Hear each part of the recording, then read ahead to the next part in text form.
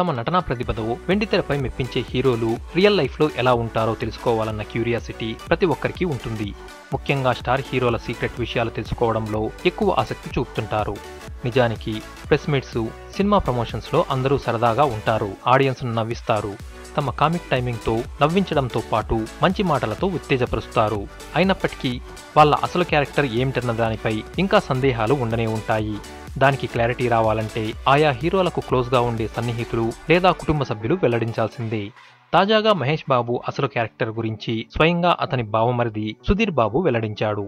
మహేష్ చాలా సరదా మనిషి. మేమిద్దరం కలిసిన ప్రతిసారి ఫిట్నెస్ గురించి మాట్లాడుకుంటాం.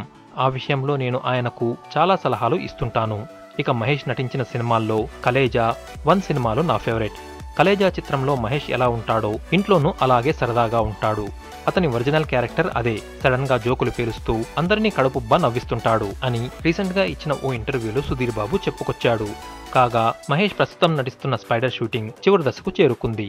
త్వరలోనే మిగతా షూటింగ్ పార్ట్ పూర్తి చేసుకుని పోస్ట్ ప్రొడక్షన్ కార్యక్రమాలు కూడా ముగించి సెప్టెంబర్ 27న ప్రేక్షకుల ముందుకు వచ్చేందుకు యూనిట్ సన్నాహాలు చేస్తుంది.